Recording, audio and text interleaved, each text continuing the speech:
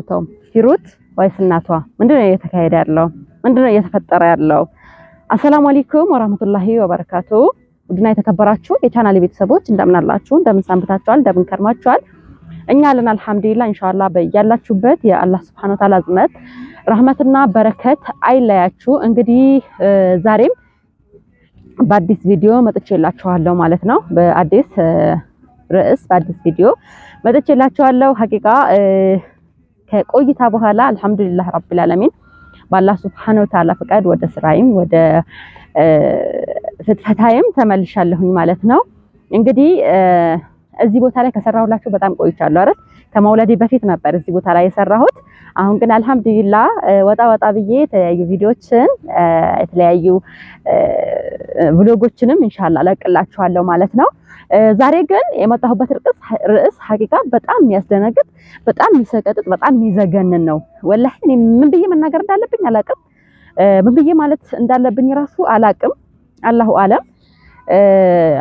ማታ ነው እንዳጋጣሚ ዞር ስል ቲክቶክ ላይ ቪዲዮ አየሁኝ ማለት ነው።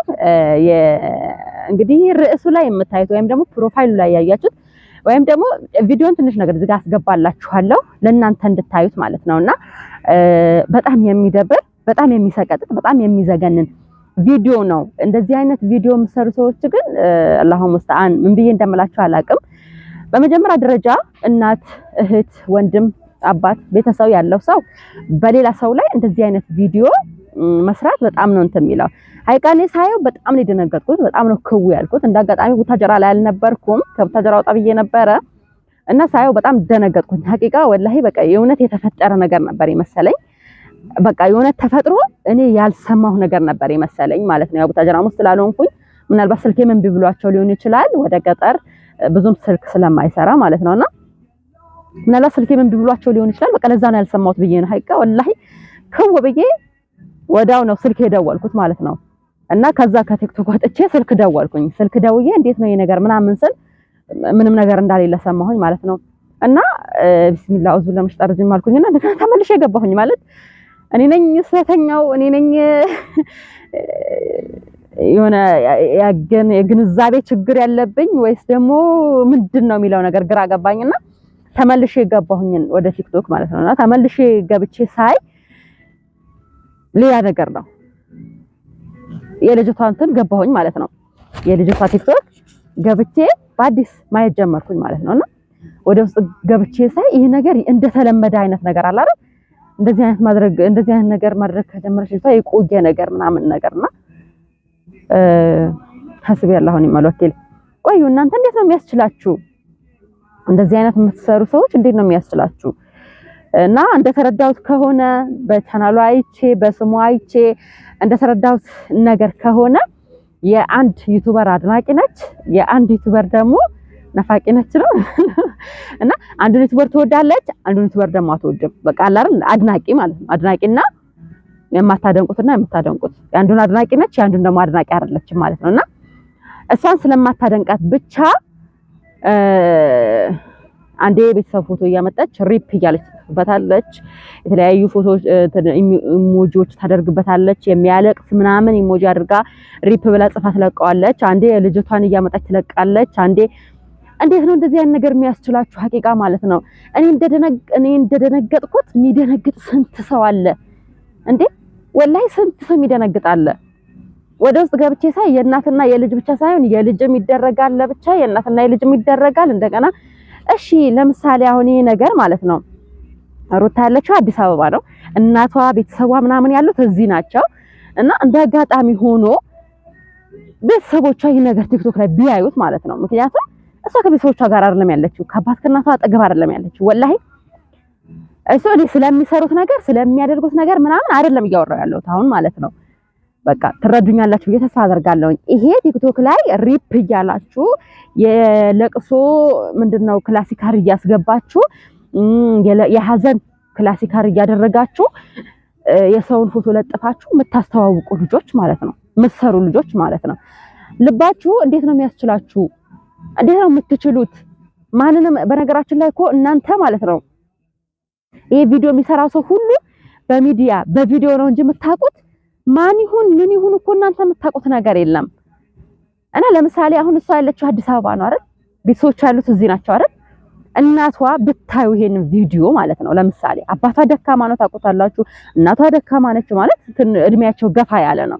እና እንዳጋጣሚ ሆኖ እነዚህ ሰዎች ይሄን ቪዲዮ ቢያዩት ለምሳሌ ማለት ነው ለምሳሌ ይሄን የለቀቃችሁት ቢያዩት በልጃቸው ላይ የሰራችሁት ቢያዩት እነሱ አሁን ለምሳሌ እናትና ልጅም አድርጋችሁ የሰራችሁትን ማለት ነው በደንብ ለይተው አያውቁትም። ለምን በቃ በደንብ ወደ ውስጥ ጥልቅ ብላችሁ ከገባችሁ እንጂ ሌላ ላታውቁት ትችላላችሁ። ምክንያቱም የሁለቱ ፎቶ አንድ ላይ ስላለ ማለት ነው። እና ለምሳሌ አባት ወይም ደግሞ እናት ይሄ የልጃቸው ያለበት ፎቶ ሪፕ ተብሎ ተጽፎበት የሚያለቅስ ኢሞጂ ተደርጎበት የለቅሶ ክላሲካር ተደርጎበት የሀዘን ክላሲካር ተደርጎበት የተለቀቀው ቪዲዮ እንዳጋጣሚ አባት ቢያየው ወይም ደግሞ እናት ብታየው እሺ ቢደነግጡ ደንግጠው ደግሞ አንድ ነገር ቢሆኑ ቤተሰብ እያደገ ሄደ ብቻ አይደለም እድሜ እየገፋ ሄደ ብቻ አይደለም። በአሁን ሰዓት ወጣቱን በጣም ደክሟል ሐቂቃ ማለት ነው። ሲደነግጥ መናገር የማይችል መንቀሳቀስ የማይችል ብዙ አለ። ገብታችኋል? እና እነዚህ በእድሜያቸው የገፉ ሰዎች ለምሳሌ ይሄንን ቪዲዮ አይተውት አንድ ነገር ቢሆኑ ማነው ተጠያቂው? እስኪ ንገሩኝ። ሐቂቃ ማለት ነው ማነው ተጠያቂው? አንቺ ነሽ ተጠያቂው። ይሄንን ኢሞጂ እየሰራሽ አንዱን ስላደነቅሽ አንዱን ደግሞ ስላላደነቅሽ የአንዱ ወዳጅ ስለሆንሽ አንዱን በዚህ መልኩ ስላደረግሽ ሐቂቃ ወዳጅ አንዱን መውደድና አንዱን መጥላት እንደዚህ ከሆነ ማንም አይውደድ ሐቂቃ ማለት ነው።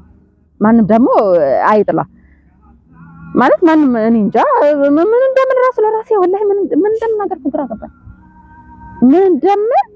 ምን እንደምናገር ከምላሴ የምወጣ እንዳልበት ራሱ ግራ ገባኝ ሐቂቃ ማለት ነው። እኔ በጣም ነው የደነገጥኩት ወላሂ ክው ነው ያልኩት። እሺ እንደዚህ የሚደነግጥ ስንት ሰው አለ? እንደዚህ አይነት ነገር ሲለቀቅ እንደዚህ አይነት ነገር ሲጫን ከኔ የበለጠ የሚደነግጥ ስንት አለ? ሐቂቃ እንደዚህ የምታደርጉ ልጆች አንዱን ስለወደዳችሁ የምታሞግሱ አንዱ ደግሞ ስላልወደዳችሁት ብቻ ያሌለበት ነገር የምትጥሉበት ሰዎች ግን ብትጠነቀቁ አሪፍ ነው ሐቂቃ ማለት ነው። ያልሆነ ነገር በተለይ ደግሞ አሁን እኮ ቪዲዮ ሰርታችሁ አሁን እሷ እንደዚህ ያለች እሷ እንደዚህ ወጣች እሷ እንደዚህ ወረደች እሷ እንዴ ኖርማል ነው ችግር የለውም። ቤተሰብ አዳምጦም አይቶም ተረቶም ሊያልፍ ይችላል። ግን ልክ እንደዚህ ደግሞ እንዳሁኑ ሪፕ ብላችሁ ሞተ ብላችሁ የለቅሶ የሀዘን ምንድነው ክላሲካር አድርጋችሁ እንደገና ደግሞ ኢሞጂ ሀዘን ኢሞጂ እንደዚህ ደቅድቃችሁበት ቤተሰብ ቢያዩ ምንድነው የሚለውን ነገር ማሰብ አለባችሁ። ሐቂቃ ጭንቅላታችሁ አሰሩት።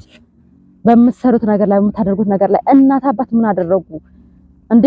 እናንተ እናት የላችሁም እንዴ? አባት የላችሁም? እህት የላችሁም? ወንድም የላችሁም? በሰው እህት ላይ እንደዚህ አይነት ነገር ስታደርጉ፣ በሰው ወንድም ላይ እንደዚህ አይነት፣ በሰው እናት ላይ በሰው አባት ላይ እንደዚህ አይነት ነገር ስታደርጉ ጭንቅላታችሁ ትንሽ ነገር አይጸጽታችሁም?